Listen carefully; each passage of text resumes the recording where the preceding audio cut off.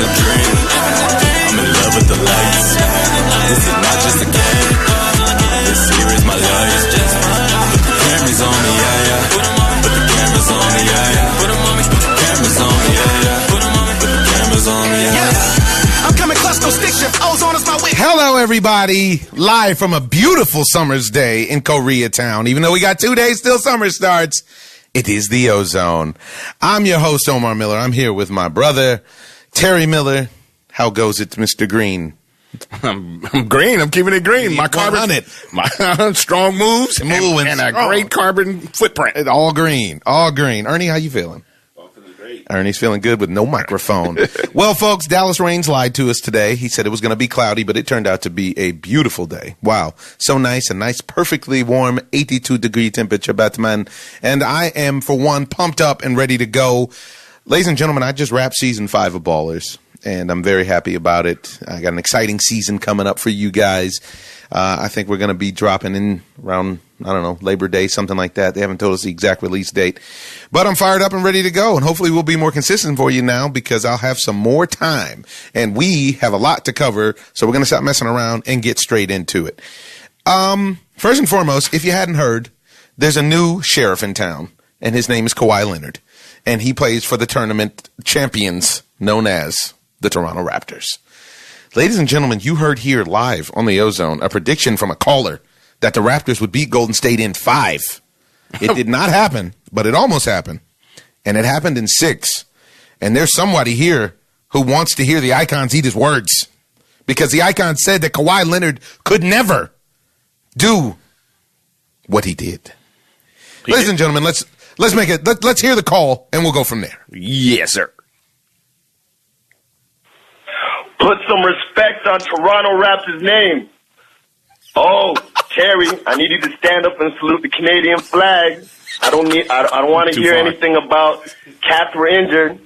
The whole point of a regular season is to prepare the team, including your bench,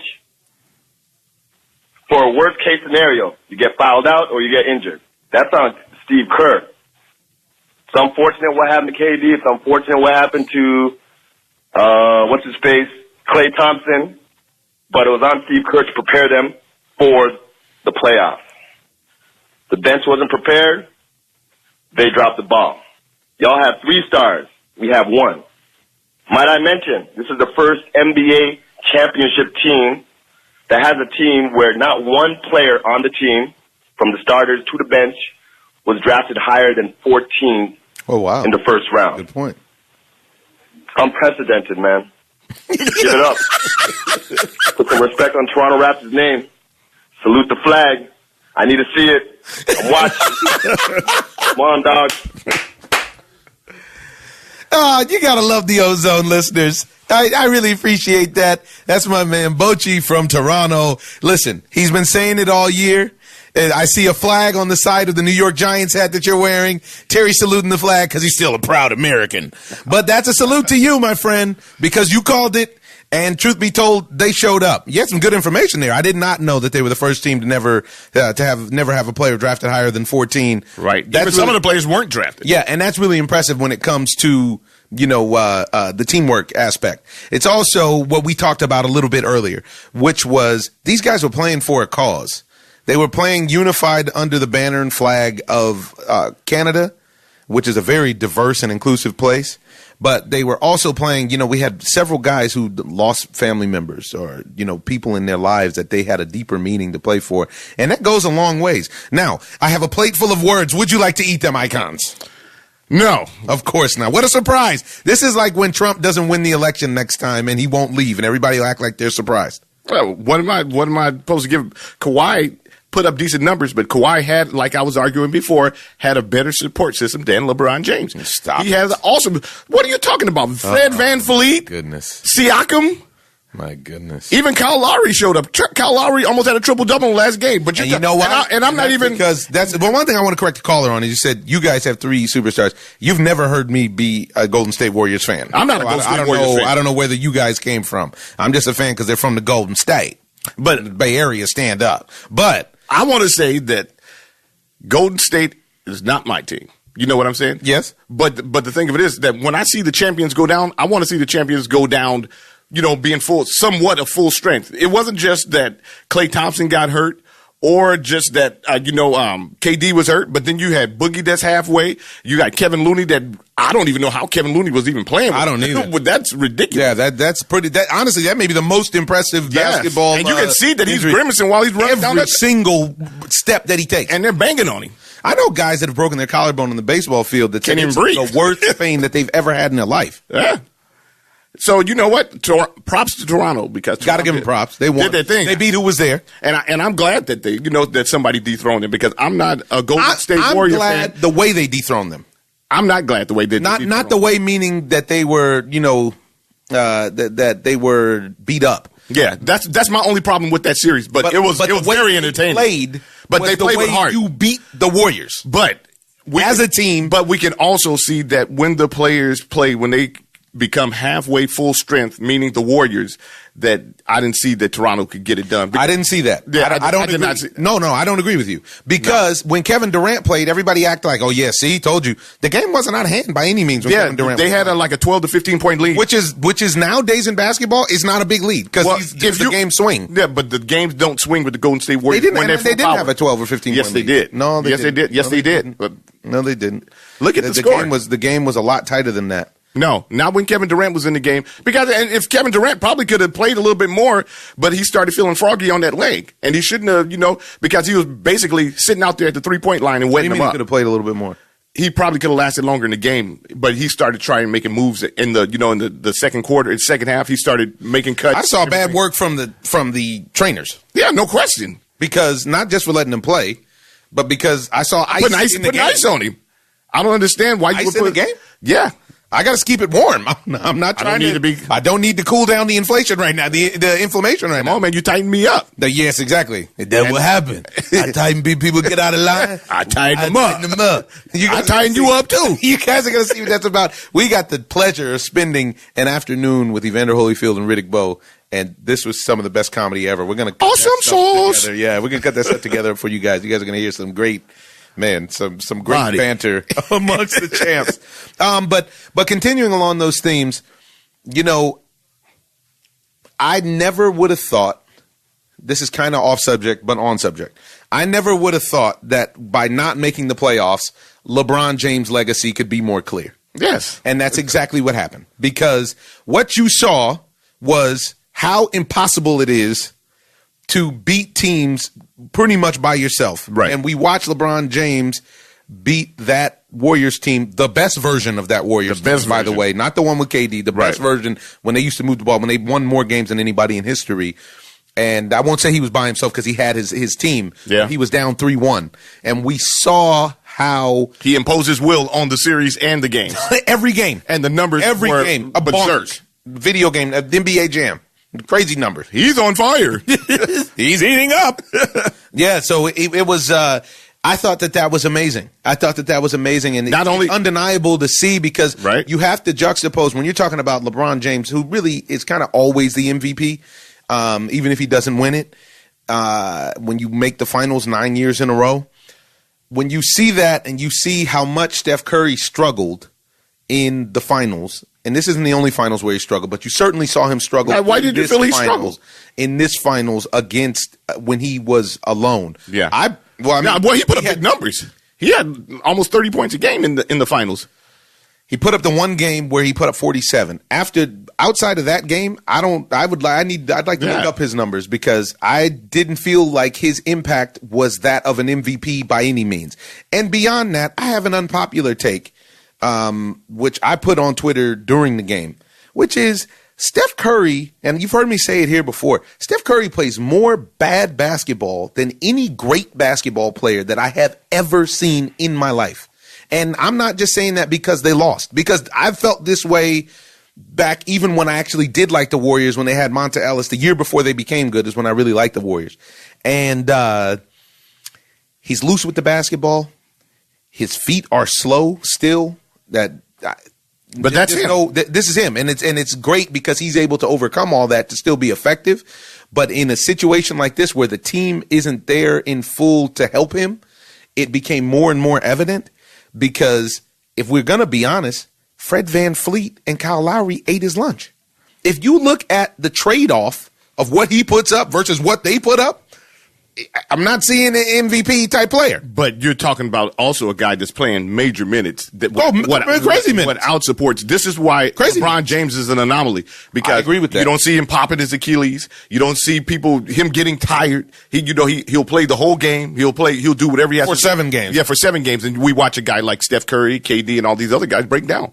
But, after 5-year runs, after 5 years of being, and that's guys, we're talking about you have to get 16 wins to get to the championship after the regular season of 82 games. So I agree with what the caller said. The regular season is about fine-tuning your team. It is about prepping your team so that if a guy fouls out or if a guy gets hurt, that's why it's a collaboration of the executives. It's not just the coach. This is the GM's and it's not just job. The starting five. And it's not, that's what I mean. It's a team. And that's why it's the executives. But we have to go down to it once again, is that the bench was even hurt. So, this is the problem. Looney is hurt. Iguodala was hurt. I mean, everybody literally was hurt, and I'm not a Golden State Warrior fan like that. But I just hate to see a team like that go out with just so many injuries because it got to a point where it was just it was in a freaking infirmary. Yeah, it was a walking infirmary. And now we're talking about them not having their team back probably until 2021. Not in full strength. Not in full strength. If those guys ever come back to full strength. I agree. We have a blown ACL. We have an Achilles. It's a lot easier to come back from the ACL than it is the Achilles. Exactly. You've only had one guy. I was looking up this stat the other day. Yep. There's only one guy who's ever come back from the Achilles to be the same guy, and that was Dominique Wilkins. Yes. Besides that, and that's another freak of nature right there too. Dude, don't talk about Dominique like that, bro. He's cool, man. He's trying to work on some things. But no, yeah, I agree with what you're saying. He's the anomaly. He's the outlier. So you want to hear Steph's stats? Yes. Game 1, Steph Curry, 34, 5, and 5. Nice game. Game 2, Steph Curry, 23, 4, and 3. Not too impressive. That's not bad. It's not bad, but it's not MVP. Game 3, you wanted MVP. Bonkers. 47, 8, and 7. Keep going. Game 4. I went to video. Game 4, the computer froze. Game 4, 27, 4, and 6. Keep going. Game 5, 31, 8, and 7. Game 6.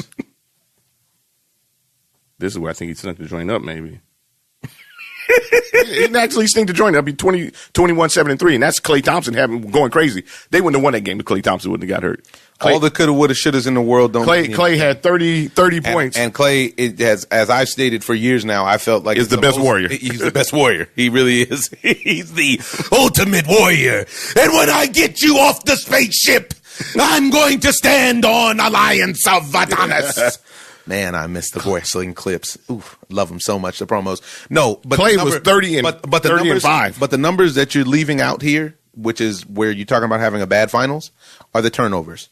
Steph turns the ball over. The whole team turns the ball over.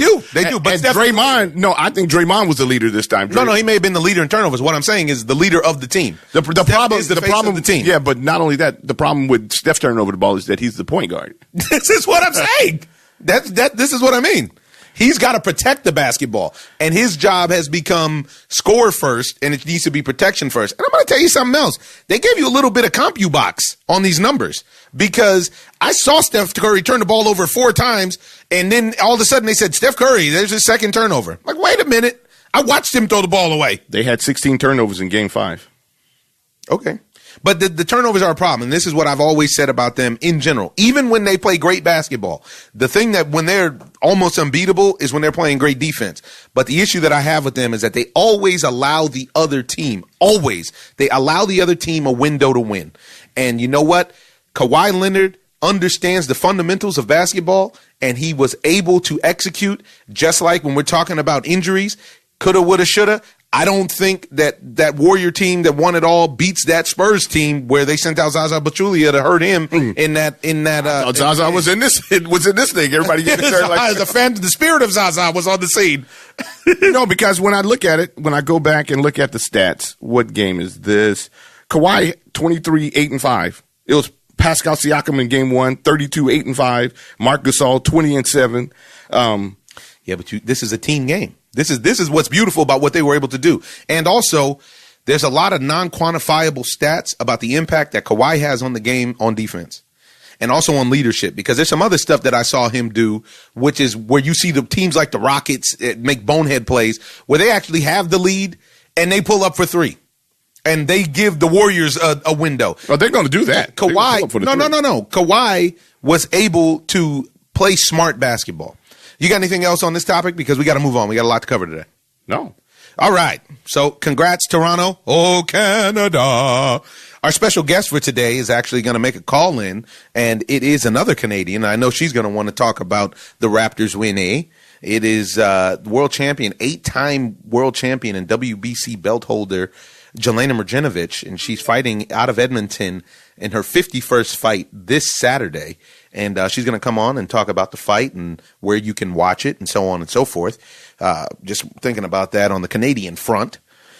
And we want to stay in the world of basketball.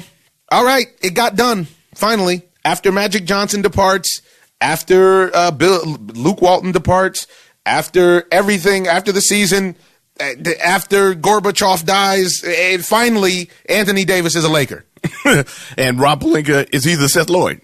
I don't know if Gorbachev is dead, by the way. I just thought about that. Sorry, if Gorbachev is still living. Who's the Sith Lord over there? You know what? I think Rob Pelinka is the Sith Lord. I'm apt to believe and Magic Johnson was Darth Vader. And I believe Magic was doing his bidding.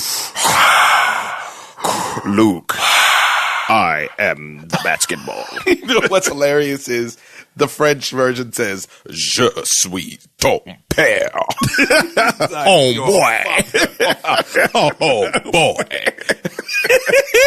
Yeah. So, I don't know who the Sith Lord is, but I know, and a lot of people, that was bad business. A lot of people are rumoring that it's LeBron James and College Sports and Rich Paul. Yeah, and you know what? My problem with that more so than anything is because everybody keeps throwing out there that it's LeBron James. Of course, I'm a LeBron James fan, but when it comes down to it, LeBron James is a player. He's not the front office. He can, but they allow him to be. Yes, and if he makes suggestions, that doesn't mean that the front office has to follow it. But he has too much pressure on me. I felt like I couldn't resist.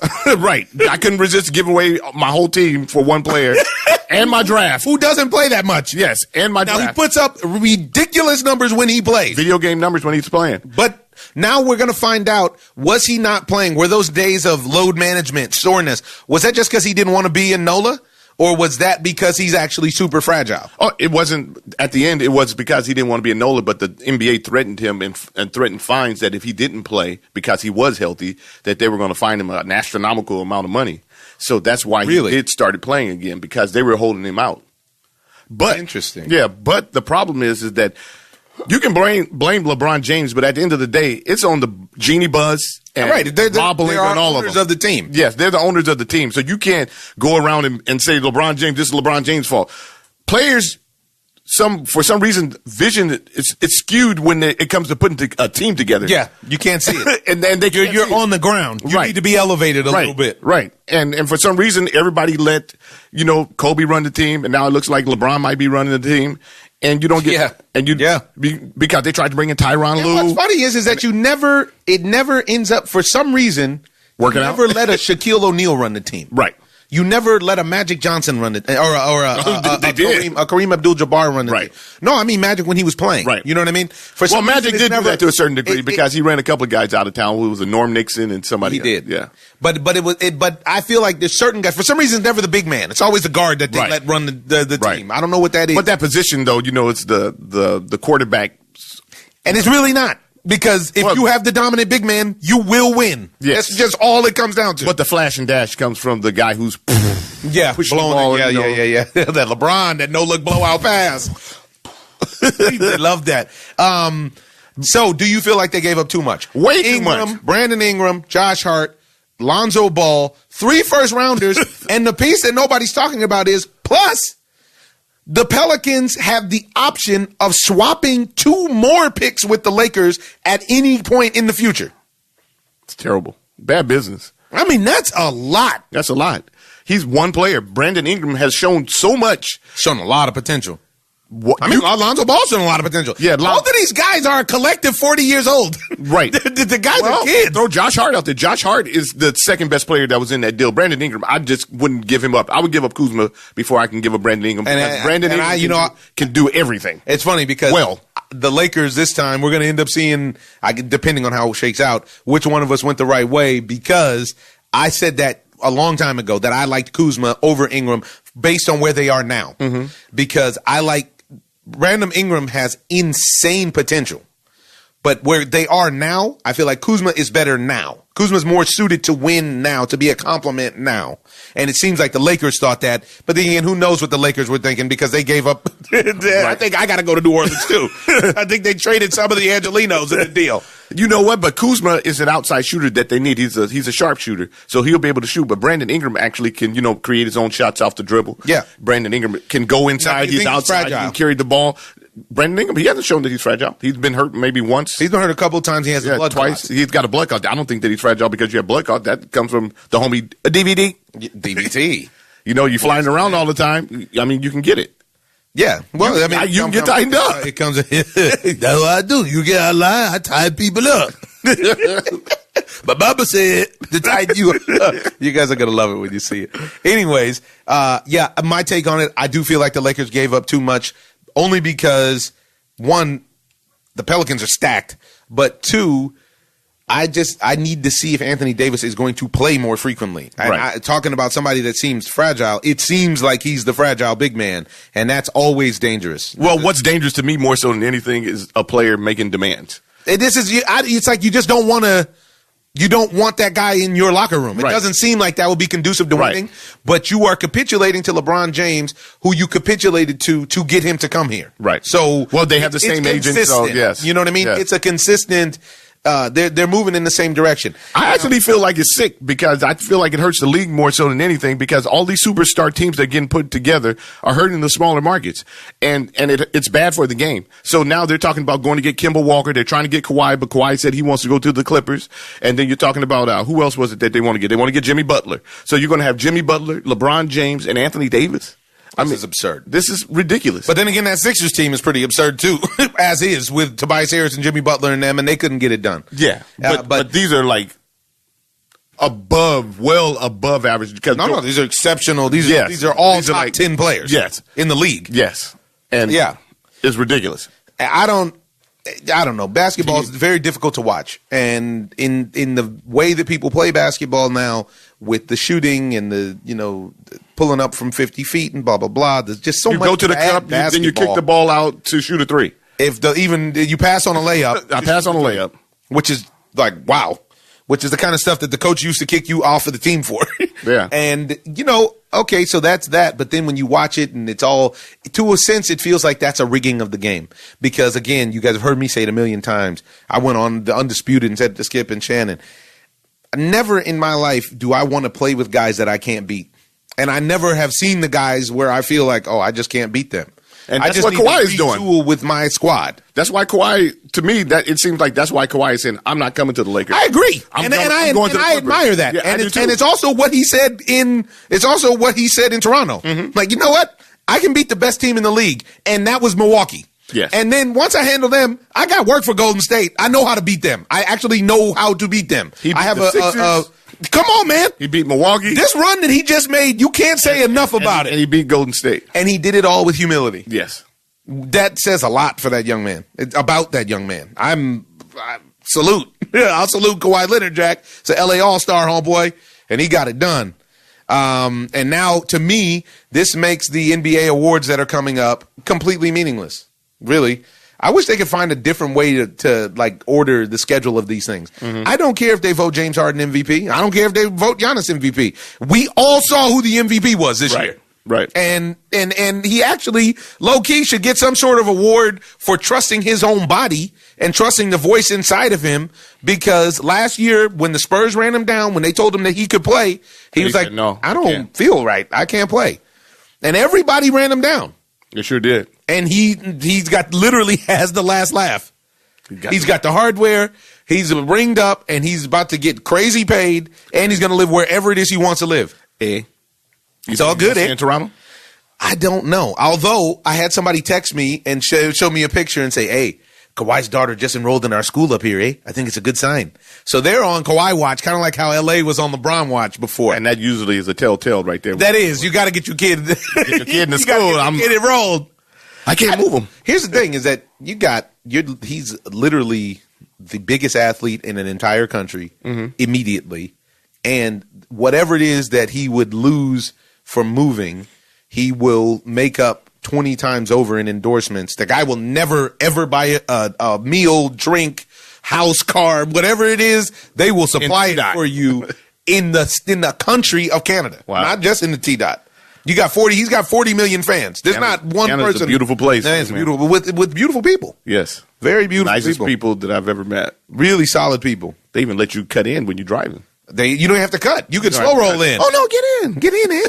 Why not? Moving on with that. Now, did LeVar Ball Jedi mind trick the Lakers, or is he just wolfing? Well, you know.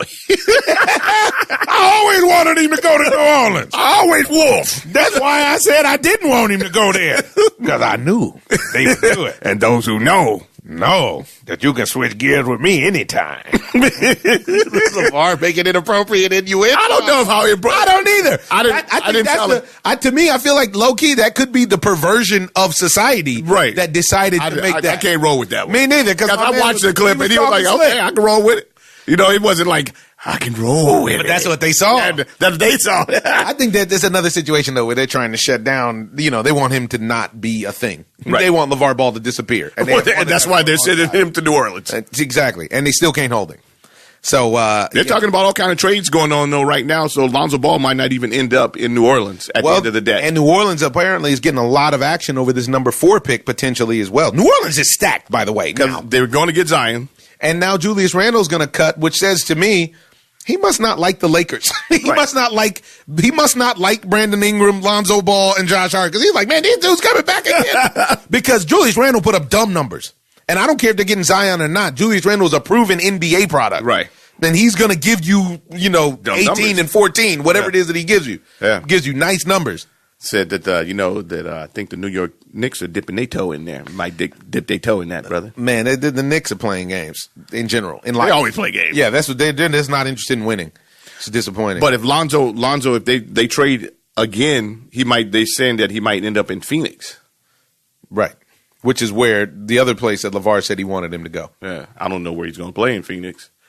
It seems to me that he's on the verge of being a journeyman in a few minutes if he doesn't get his act together as far as his skill set, because they're not giving him a long leash. They're not giving him a long leash. Yeah, and they're making him develop like overnight. He has to get it together. He's still 23, 22, and they're acting like he might even be 21. Yeah, and they're acting like he's supposed to have his game fully fleshed developed. Out. Yeah, and if he doesn't have it developed right now, then get out of here. Yeah, ship you off to Minnesota. Ship you off to here. Ship you off to there. Well, it'll be interesting to see. I don't want to cover too much time in the NBA in that sense, because we know that between now and July 1st, there's going to be a lot of changes. But moving on, let's go to the world of boxing. How about Tyson Fury's mismatch? Why did they do that fight? And why is he bragging about it? I mean, like he did it. He was out there showboating and floor showing, and like he had beat Muhammad Ali. Nobody knows who Schwartz is. And nobody still knows. And still nobody knows who Schwartz is. He's undefeated. I know he's a bleeder. He's ranked 58 in the league. I think 59th. 59. Now, he dropped one. This is a totally pointless situation. Another example of just like how we're watching with now the whole thing that happened between Anthony Joshua and Deontay Wilder. You got to make fights that when they're supposed to happen. I understand guys need to get paid, but you get paid fighting the guys that you're supposed to fight. Right. There's I don't know. There's a new wave of cautiousness in fighting that fighters don't get paid to do. Fighters don't get paid to be cautious. And there's only a handful of fighters out there that are willing to fight people. This is what I'm saying. And Anthony Joshua was one of them.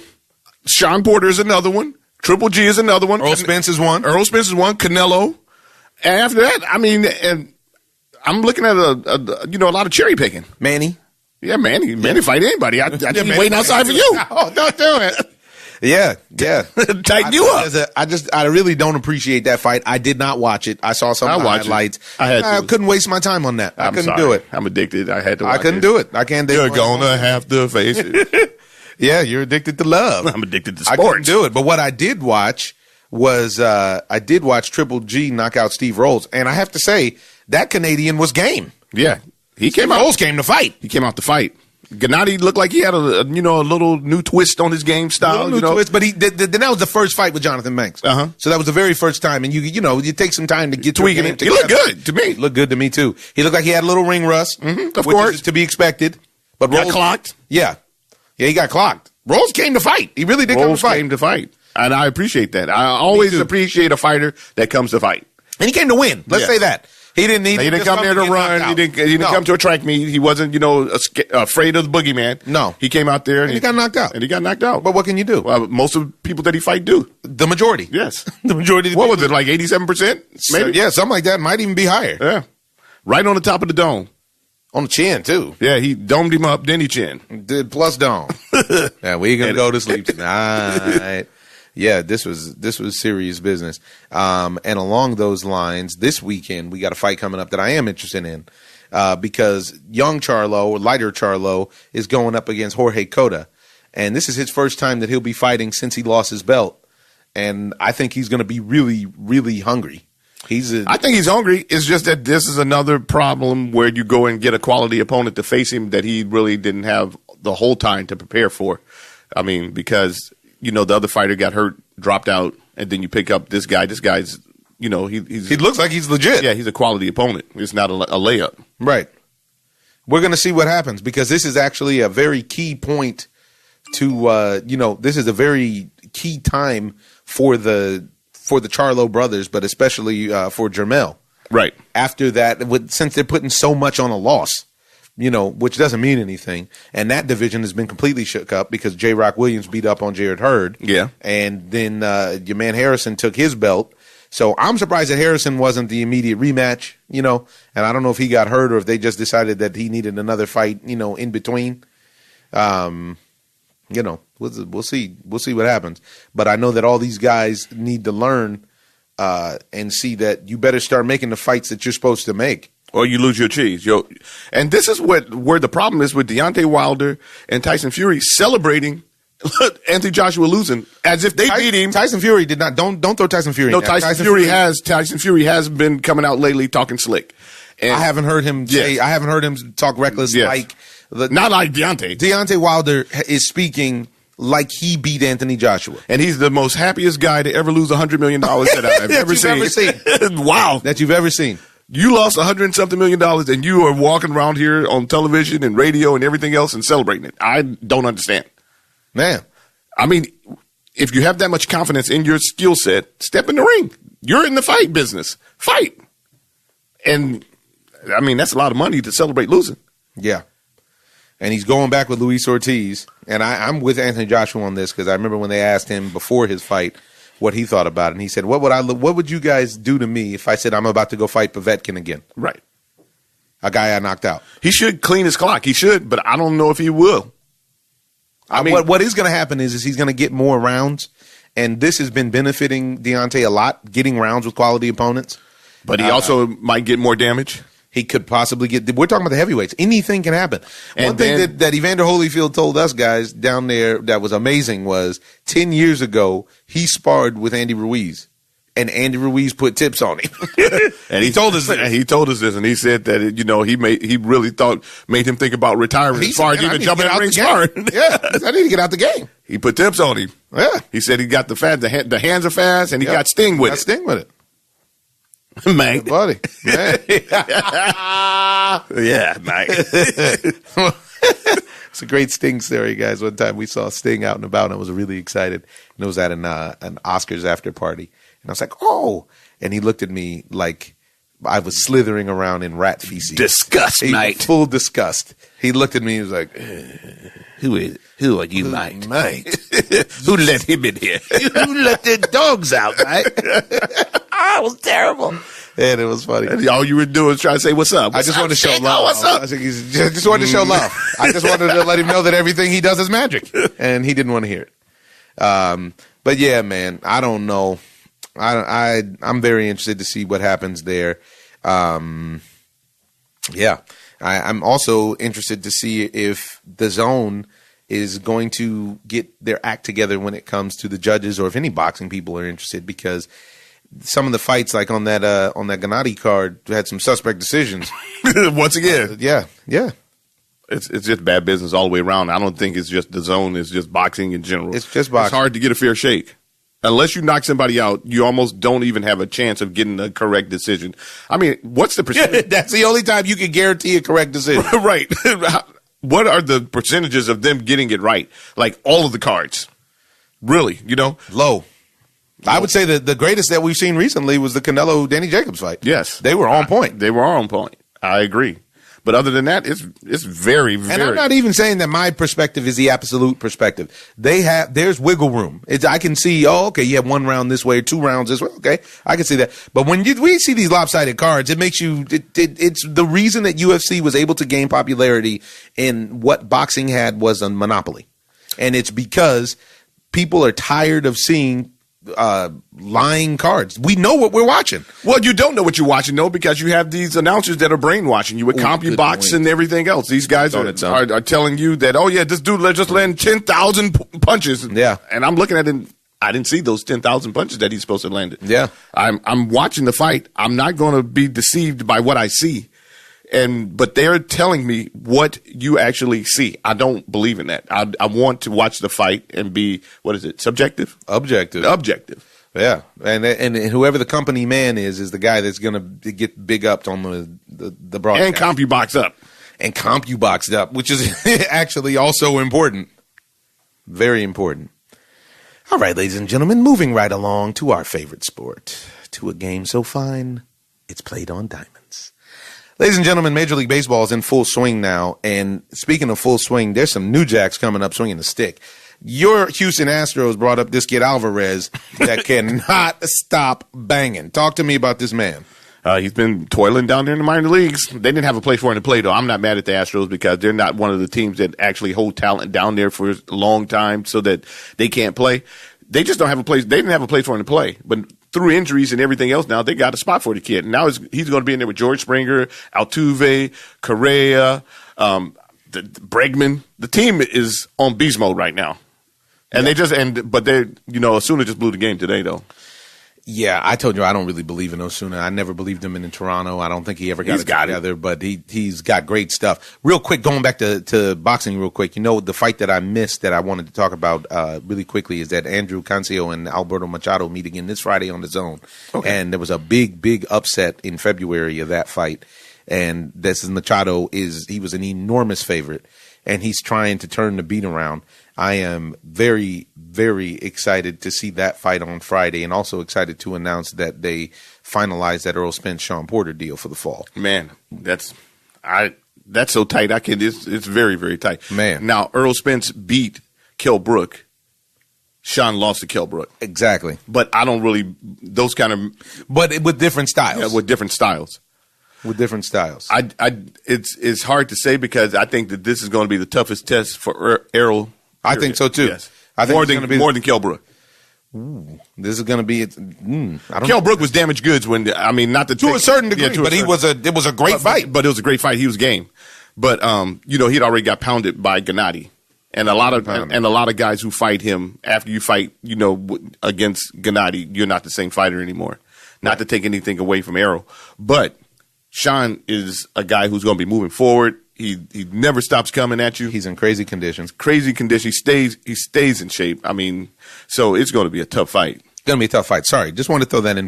Back to baseball. So he's another kid that the team had control over. He's come up banging. Do you think he stays up? Oh yeah, he's staying up despite who comes back. Yeah, he's staying up because they had Tony Kemp out there. Yeah, and this guy Tony Kemp is more of a platoon player. But this kid is an everyday kid. Yeah, is an everyday kid. Now you're going to have Josh Reddick, George Springer, and your Donnie Alvarez. Yeah. Yeah. To go along with that monster lineup. Just plug and play him. Man. The only question is, where's he going to be in the lineup? Yes, that's a big issue. And I think just is going to fluctuate until they get full strength and they get Correa, Altuve, and everybody's on the scene again. And I think that one of the biggest things with the product that the Astros bring up is that they preach not striking out. Yes. Now this kid strikes out a little bit right now just because he's still he's adjusting. Yeah, he's to the major adjusting. leagues. But they don't strike out a lot. Which is surprisingly to me what I would say the best team in baseball, as hard as it is to say it, at this current moment, are the Los Angeles Dodgers. And this is what they've been able to correct because you see Cody Bellinger striking out at a much lower clip. Yes. Justin Turner was always a low strikeout guy. Right. But you see a guy and you get to see the impact of an Alex Verdugo, a young kid who makes contact and who plays the game the right way. He goes the other way. He goes up the middle. You just can't preach this enough about going the other way and going up the middle because you see how much it affects every component of the offense. Well, if you've been watching the games close, you'll see that people are now starting to go against these shifts. Yeah. Laying down bunts. Yes. Matt Carpenter literally got a double the other day Off of a bunt. Off of a bunt. As he should have. And he just cruised in the second. Yep. Because the whole left side of the field was wide open. And he should do it every at bat until they get that shift off and then start banging the ball again, pulling the baseball. Exactly. So what do you want to do? I mean, you got to make these teams answer. You saw Rich Hill go crazy the other day because he had what should have been a double play ball. And there was nobody there. And there was nobody there. You saw it on his lips. He's like, man. He went nuts. He had to drop the shift. Yeah. Had to drop the F-bomb on you. F-bomb. Hey, you're my F-bomb. And maybe you can run the shift. Yeah, man. I'm very happy that the game is correcting itself. It took longer than I expected it to. Right. But along those lines of the Astros trying to get themselves together, big series this weekend with the Yankees because the Yankees are also another team that's, man, the Yankees are busting heads. I'm sure that Randy is out there somewhere trying to look for Troll and Tyree because the Yankees are, man, the Yankees are making Yankee moves. The other day they traded for Edwin Encarnacion. And man, oh man, probably the most underrated or unsung power hitter of this generation is Edwin Encarnacion.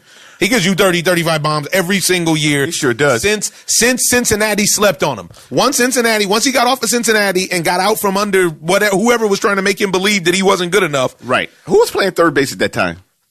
Scott. Not Scott Rowland. Yeah, Scott. No, not Scott Rowland. Was it Scott Rowland? It was Scott Rowland, right? On the Reds? He was on the... No, he was on the Cardinals. No, what's my man's name? He's a bigger dude. Uh-huh. I know. Todd Frazier. It was Todd Frazier. No, that was before Todd Frazier. Yes. This is when they still had Edwin. This is when they had from San Diego. This is when they had Johnny Cueto and Eddie. Damn, I can't remember anything. Your man with the braids that pitched for Padres as well. Not Edwin. He was the number 2 behind Johnny Cueto. Oh, yeah. Edison Volquez. Thank you. Yeah, they had. That's when Joey Votto had first came up because it was Brandon Phillips, Joey Votto, the meat hook, Dimitri Young. Yeah, Dimitri Young. Who was at third base? Somebody help us out. Man, come on. Wasn't Troy Gloss, was it? I don't think Troy Gloss was on I don't think he ever played on the Reds. Anywho, ever since he's left the Reds, that man has banged the baseball. And now Seattle's going through a fire sale. Seattle Fudge, where you at? Because Seattle's going through a fire sale once again. Yeah. And they're committing. Smoke and mirrors. Yeah, total smoke and mirrors. They just refuse to get the team together. And they refuse to draft the team and to put the team on the field that fits their baseball stadium. Well, you know what? And then also going back to the Yankees, I love Edwin, but the problem is that the Yankees need pitching. The Yankees are getting all these sticks. You're loading up on the sticks, but you need pitching. They definitely need pitching. They're following the model of the Tampa Bay Rays with openers and everything else. And this is and they have payroll. You can argue they have the best bullpen in baseball. Yeah. But they got to get to that bullpen. You got to get to them. And what they seem like they're trying to decide between, and right now they're just leaving it out there, is just pounding you into submission and hoping we get the game close late. And we beat you. Now they were talking. But they've done a great job. Aaron Boone, I have to say, Aaron Boone has done a great job with all the injuries. He sure has. Because the team is in first place. I didn't think he had it. I didn't either. And he didn't seem like he had it early. But the team is in first place, and they're getting Aaron Judge back. They're getting Stanton back. They're supposed to be, Didi is back. They're supposed to be full-blown by Friday. LeMahieu is exactly who we told you guys he was. He's as advertised. The guy bangs the baseball, and he bangs it whether he's in Colorado, New York. Where he is. Doesn't matter where you send that man to Japan, Australia, Afghanistan. He's banging baseballs. So, it is what it is, but the Yankees, they're getting everybody back, and I'm very interested to see if Tampa Bay can hang, especially with the idea that the Yankees seem to own Blake Snell. Right. Which is bizarre. But what about Charlie Morton? I mean, I don't think they own. He just finally left. Yeah. He just finally lost for the first time of the season. Charlie Morton did this. Charlie Morton went out on there a Cy Young run right now. Yeah, he's looking good. And man, if they wouldn't have lost your man, they might have had a chance of making a run like deep into the playoffs. Who did they lose? The pitcher. He was their ace, even though Tyler Glasnow. Tyler Glasnow. He's coming back pretty soon. Got gas. We're going to see, though, because that's when pitchers hurt their arm, it's kind of like that Achilles, in my opinion. You don't know which guy is coming back. And obviously, we're going to see. Well, they won't let him come back if he's not ready. I think that what they might do as well is bring up some of their kids because they have a crazy farm system as well. Brendan McKay and a couple other guys down there that just straight blow gas. They got guys that just blow cheese. and it works. Everybody. Everybody. Man. Jumping back around to the Dodgers, should Kenley Jansen still be the closer? No. Thank you. I'm with. I've been like that last year. Yeah, me too. Because they should let Urias close. Let him close. Yes. Let Urias go out there and blow cheese, throw that slider, throw that cutter. It's enough. It's enough. And I don't really think since you guys don't want to let him start, and he's a formidable starter, by the way. Yes, but I just think that he's probably getting into that Twilight Zone area where he's going to mess around and be like Jabba soon. Yeah, where you don't let him start. And you don't let him close. And then you don't let him close. So there's not really a sensation. And then you never bring him in a high leverage situation. But then you're going to bring him in a high leverage situation in the playoffs and be surprised when he gets dug. And you know what? The problem is too, as well, is that they're trying to be some kind of loyal to Kenley Jansen. But I agree. This is a business, and so you can't keep on sending him out there with a flat cutter. I'm not even saying you got to get rid of Kenley Jansen. No, he just can't be the closer. Let him be the setup guy. Yeah, or let him be the seventh bridge. Yeah, let him be the bridge. Because you can't, he's basically Pedro Baez now minus the cheese. Right. I'd rather take a chance with Pedro Baez. At least he's blowing gas. The problem that I have is, and if you guys haven't been paying attention, Kenley Jansen ended up getting 2 saves, I do believe, out of that series with the Cubs. Might even got 3. Got 2 saves, though, but he blew one, and the one that he blew hurt bad because Walker Buehler dealt. And then the next day, he almost blew that one as well. This is exactly where I was getting to. Yeah. He got 2. But he really struggled with that. Yeah. And the problem that I have with it when you watch the games, you can see it in his face. He doesn't believe. He says that he does, though. He says he does, but this is Dominic Brazil said he believed going into the fight against Wilder. So it's like real quick, would you rather get knocked out like Dominic Brazil or like Anthony Joshua? Dominic Brazil. Okay. Why? You got somebody outside for me? Just wait for it. Dominic, come on in. We got him. I'm worried about getting knocked out by Dominic Brazil. But this even with the bum knee, I got to be able to get out of the way of those punches. That was the slowest punch. He gave me the Chuck Liddell. He gave me the slowest punches I've ever seen. Hey, what up, Chuck? Yeah. So when you're looking at the situation, Kenley, man, I love Kenley Jansen, and he's a big time closer for like 10 years. Well, yeah, he's done his thing, man. He's done his thing. He ran his course. That's why it's special when you watch somebody like the game. Yeah, when you watch somebody like Mariano. This is why it's so special. Because Mariano can do it year in and year out. That's why it's special when you watch Kimbrel. Yeah. Mario, but pay this guy. Yeah, but Mariano never. Nobody's like Mariano. Yeah, he never got in trouble. Really, you could see him come into trouble and get out of trouble. Unbelievable. Trouble doesn't even, slow cutter. Slow 90, 91, still enough. Maybe, might be 89. Then I go back up 95. Hey! Just enough for this double play ball. Yeah.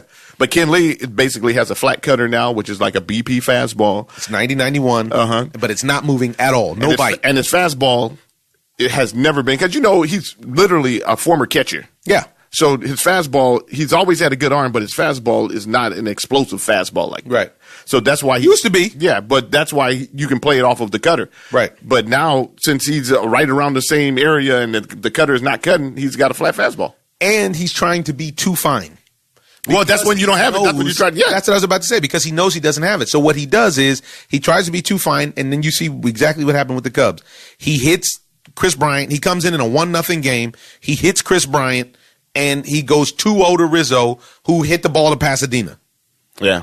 And you've just completely wasted Walker Buehler's 8-inning gym, 7-inning gym, whatever it was that he threw. And, you just can't keep doing this, because this is going to come into play in the postseason. All of this stuff, people run into me all the time, talk to me about the Dodgers. Yeah, I love the Dodgers. But none of this means anything unless it's happening in October.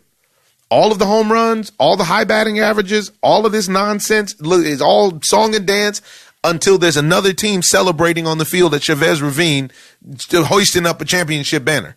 Exactly. Which I'm very tired of seeing because it's very expensive to go to baseball playoff games in October. I can tell you right? this. And they're turning into the Buffalo Bills of baseball. Come on, man. But one more. All you need is one more. And I don't think they can beat these American League teams. Not with the roster as it is now. No. The worst part is they can pitch with them. Yes. They can't close the games. Yeah. You know what I mean? You can still run Clayton Kershaw out there and shut people down. As the number 3.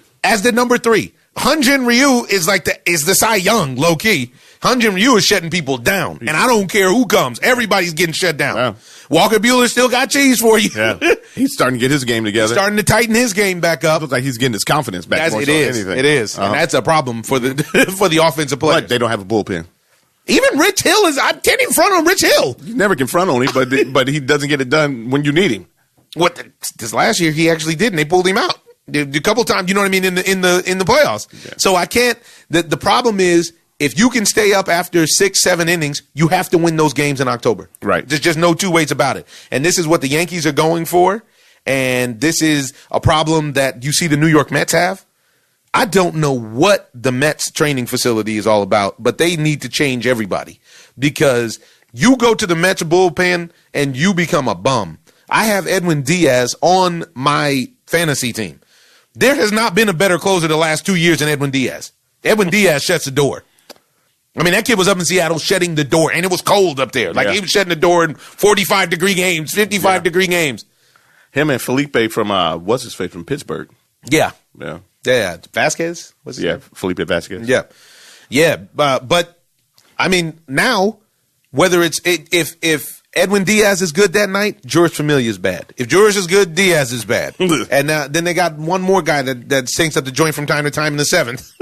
And it's just like, man. Who is it, Seth Lugo? I don't think he's the 7th inning guy. They bring him in. They bring Seth Lugo in usually when the game they don't believe that they're going to win. But the Mets offense has been providing.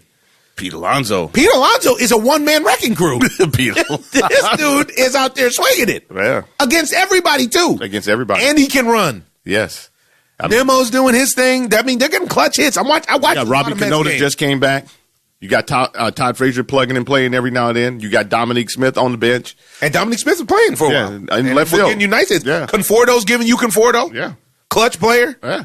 But once again, the starting pitching, they have Jake DeGrom, and then you have a bunch of question marks. Yeah. Because even Steven Matz finally dealt the other day. Yeah, but that's just the other day. Steven Matz can only pitch at home for some reason. Yeah. I have him on my fantasy Thor's squad as giving well. up 3 to 4 runs a game. Right. In baseball now, teams score runs. Yeah. So Zach Wheeler's coming off he's no longer where he was at the beginning of the season. And then you have a problem with the bullpen. And that's the upside, to be honest. The front side is the upside because they're in ball games. Those guys are keeping brought up a good point that I didn't know about with the Marlins. The Marlins, what? I can read you the stat right here. So the Miami Marlins of Anaheim are the numbers show that their starting pitching is amongst the Major League Baseball's best this year. And Don Mattingly said it several times. This is quoting from the Miami Herald. If the team starting pitching does its job, the Marlins will always be in contention to win ball games. Well, the young rotation, the Marlins have not started a pitcher older than 27 years old this year, has been the real strength of the team. And if you look at it, the Marlins' 3.86 team starting ERA leads the National League East. Wow. It's 4th in the National League and 7th in the major leagues. So they just need some sticks. Nobody's swinging it. And they got swing and miss stuff. Yeah. They have their opponents have whiffed on 16.2% of pitches swung at from Marlins starting pitchers. That's the 7th highest rate in the major leagues. And 4 of them rank in the top 50. Caleb Smith, 32% swing and miss. Trevor Richards, 29%. Alcantara, 26%. And Pablo Lopez, 25%. And Pablo Lopez just got hurt, and they're bringing up that kid, Zach Galen. That's a stud. Yeah. And then they also have received quality starts in more than half of their 70 games. And only the Dodgers, the Astros, and the Nationals have more than that. How can you beat the Astros? That's what I want to know. Man, you're talking about a whole different animal. Verlander, Garrett Cole. Man, this is the real business out there. But then randomly you'll see Verlander get dug against the Reds or something like that. He got lost to the Reds yesterday. Yeah. I'm really interested in the Twins. I think the Twins are the real deal. I do too. I think the Twins are legit. They are banging the baseball. They're putting up You runs. want to slug with the Twins, you got problems. Because that's what they can do. You can outpitch them, but The Astros wouldn't shut them down. at home. What can you do? You can only play home or away. Nah, I'm just saying. At home. You know, as your boy Cheeto, by the way, to jump in, just told people yesterday that if he's reelected, he's going to find a cure for cancer and AIDS. Did he say that? Are you kidding? But play the thing. These wonderful things are going to happen. This is the most amazing things are going to happen. We're going to find cures for cancer, for AIDS. Can he just apologize to the Central Park Five? No. Let's start with that. He said they admitted what they did. You believe this? Unbelievable. Unfrickin' believable. Just like Clint Frazier getting the shaft is unbelievable. You got the shaft. But somebody had to. But you know what? Yeah, they need to be talking. Yeah, no, it should have. It should have. What they were doing is basically showcasing Clint Frazier. So he's not really getting the shaft because they have a plethora of outfielders that they know that are coming back with Judge, and you got your man coming back, Stanton. So you can now go out there and finally get some pitching. So they're trying to get Madison Bumgarner or Marcus Stroman. There's a couple, and they really want Marcus Stroman because he has a low ground ball rate. Yes, and the ball gets out of Yankee Stadium. Yeah, and the ball gets out of Yankee Stadium. So you want to go and get somebody like that, but you have to showcase the talent to say that it's major league ready. You can go and draft another minor leaguer, but Clint Frazier is ready to go. And if you plug and play him in the starting lineup, he could really help some teams. Yeah, so if you send him to Toronto and get Marcus Stroman, come on, man, it's a win-win. Yeah. Winner. Chicken dinner. Legs and thighs. And then the wings, myself. Trying to get light for the summer. Okay. Working on my summer body. And staying in the American League East, though, you know what? The Red Sox, they're still within striking distance, but I think it's really telling that White House celebration the other day. And I think that has a lot to do with what's wrong with the Red Sox. Really? I do. You don't think it's the hangover? I think it was the hangover. And then I think the hangover is snowballed. For those who didn't know, the Red Sox winning the World Series, like all World Series champs, were invited to the White House. And not one player of color accepted the invitation and went because of Donald Trump. And every white player went, including J.D. Martinez. I mean, I guess I don't know how you would define him. Obviously, he's of Latin descent, but he decided he wanted to go. I think that's a problem. The coach didn't go. Division. There's division. And you watch their games, and even though Andrew Benintendi is getting himself together and Mookie swinging a little bit better, you watch their team, they don't have that same swagger. Nah, that same fire. Oh no, we're down 6. Don't worry about it. Yeah, we'll still in it. We still got 4 outs. You know what I mean? We still got enough time. That thing that the Royals had, that they had, that the Astros had, that all those the former, say, 5 years of champs had. I didn't see that. I haven't seen that from them this year. It doesn't look like a fire. I never even thought about them. Maybe that White House situation. Maybe so. It's a telltale, right? Could be. I could be fishing. You know what I mean? It could be. It could not be the situation because you don't have to like the guys you play with to win.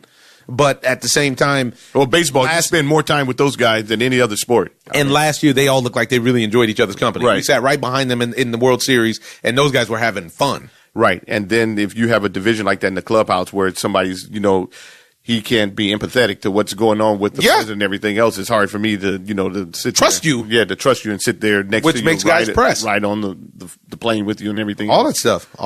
I don't know. We'll see what ends up happening. And then staying along those lines, the Atlanta Braves are starting to come around. They look good. They look good. Yeah. I saw your boy, Freddie Freeman, taking a 98, 99 mile an hour cheese off of Jake DeGrom last night into the seats. Jake DeGrom tried to get him a complete game shizzle. And Freddie was not impressed with his 98. I was glad, too, because he would have had it against it. Of course. That's funny. So Jake was about to give it to me. And then back to Josh went deep on it. Josh Donaldson is back, by the way. Yeah. Josh Donaldson is back. I'm very happy about that because I love Josh Donaldson. Ozzy Albies is starting to swing it. Acuna is Acuna. Yeah, and now they just have to start getting the pitchers back on track because the pitchers were on track earlier. Now they're off track. Now the offense is on track. Now the offense is on track because now you have Fried that's struggling. Yeah, he's struggling. And he's waffling. Yeah, and your other man, that Julio Teheran. Yeah. I mean, and Julio Teheran's too much of a veteran to keep going through this. Right. Sean Newcomb took one off the dome. Yeah, but he's been pitching well. Yeah, and that stint in the minor leagues actually helped him out. And it's always a big thing when you get demoted to the bullpen. Yes, sort of embarrassing. It went to the minors and then the bullpen. Right. And then They're trying to find a place for you, dude. Yeah, they're trying to find a place. You were really, really good last year. Right, but they have so many kids in Atlanta, like in their system as well, like with Mike Soroka and the kid Allard out there and everything, that you really don't have a lot of room to, to fail in Atlanta. The only person that I see them keep giving a chance is Tuki Toussaint. Right. I see that as well. And then, congratulations. CC Sabathia, also known as Ace, won his 250th game. My man is going to the Hall of Fame, folks, and I maintain that nobody in Major League Baseball or in all of sports has played up to the big contract like CC Sabathia did. Nobody. Ever? Not in the big deal. Who came in, got the big money, and performed? Ricky Henderson. Nobody besides Ricky Henderson. Yeah, man. Don't play Rick out. But Rick didn't get him a ring straight away. Rick won. Rick put up numbers. Rick is a monster. Rick put up numbers. But Rick can't be mad at Rick. But still, that deal wasn't, even though the deal was crazy. Big deal. Big cheese back then. $1 million. Crazy deal. You want MVP player. But it's still CC Sabathia. They got CC Sabathia to win the World Series. Yeah. And they gave him more money than they'd ever given a pitcher ever. You know what? He came and they won. He did too, but then he came and averaged 20 wins a year for like 3 or 4 years. Yeah, but I think that unsung hero also that year was AJ Burnett that didn't get credit. There's no doubt. That was actually the year Alex Rodriguez finally did something. On the juice. Of course he was on the juice. A bum. Yeah. It's a bum. It makes me sick. Are you going to barf? Dude, I just want to go. Got a barf bag for you. Bro. Don't barf, dude. Yeah. So we're in that.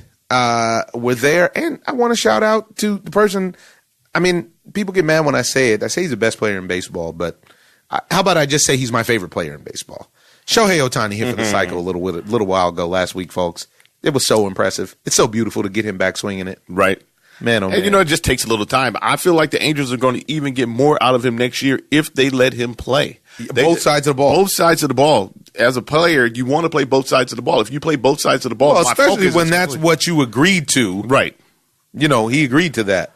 And then they got here and wanted to let him pitch every 10 days and, all this other wild stuff that they have going. Let him pitch. Let him play. He's an outfielder. He's been an outfielder. He's one of the fastest guys in the league. I think they said that he has the second or third fastest time down to first base in Major League Baseball. I believe it. He skates. Mm-hmm. And you're talking about a guy who has one of the strongest arms in baseball. He can hit for average. He can hit for power. He's actually protecting Mike Trout. I was about to say he has no protection. Yeah, he has no protection.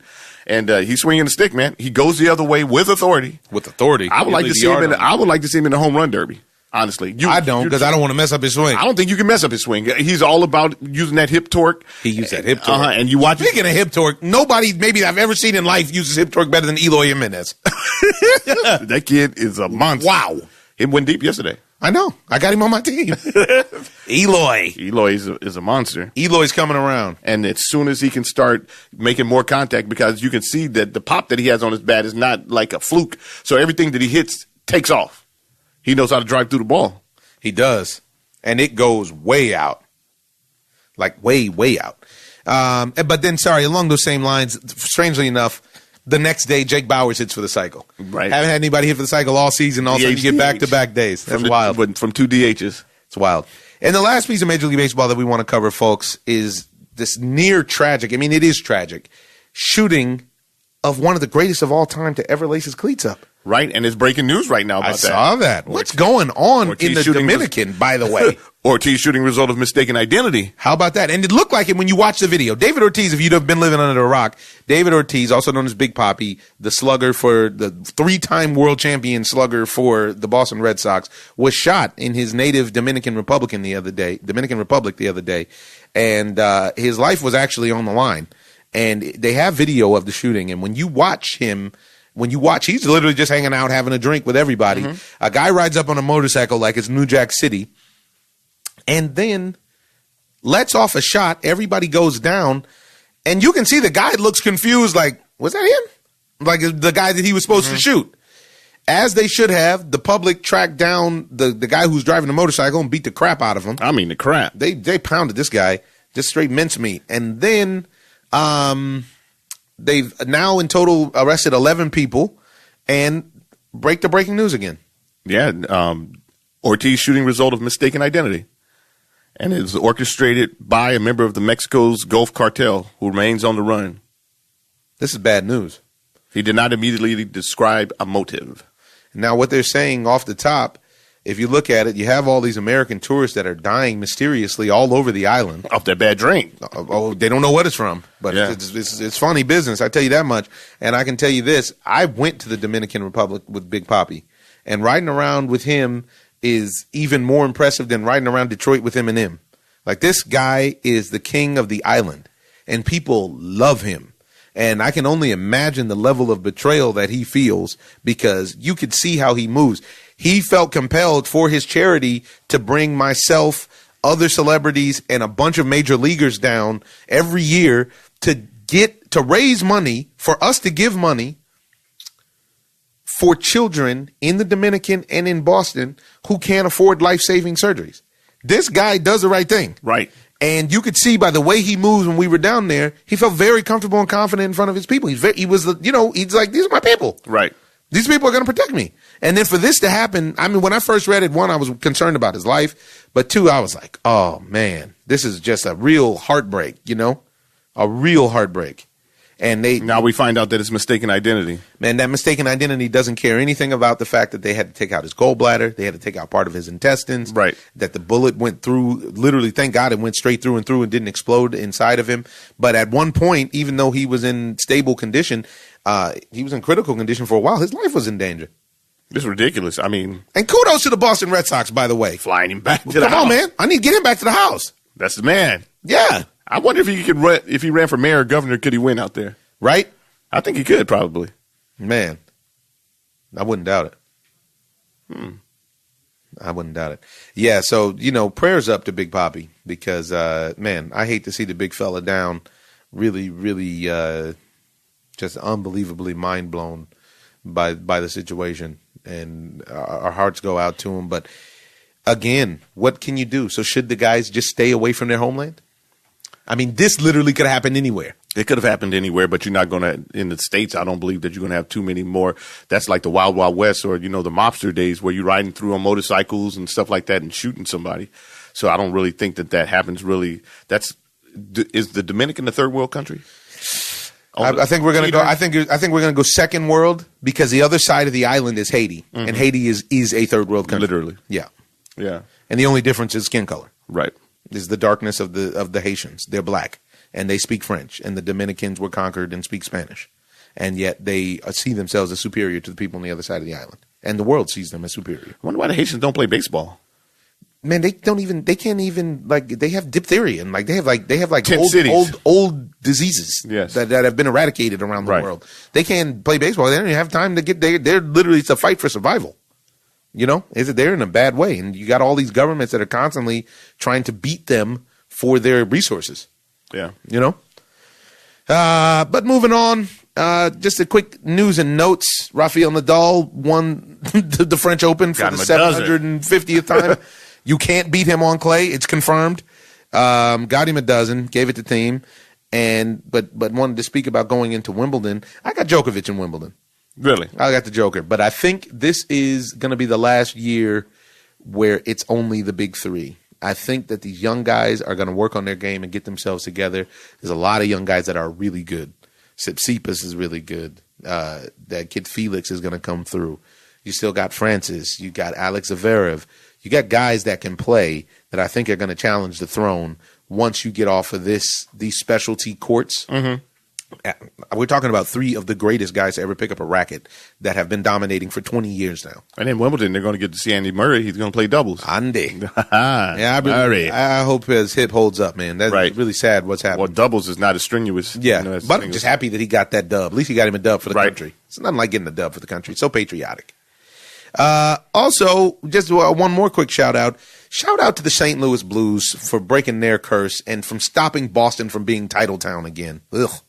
Thank God. St. Louis won in 7 after getting blown in the 6th game. I thought we were going to have to hear from Boston Mike and hear him bump his gums all day. But they were able to hold that down. We got the U.S. women's national team in the World Cup right now, the Women's World Cup, and they are the favorites. And this is when the games really begin because they've blown out the team, but they're playing lower tier teams.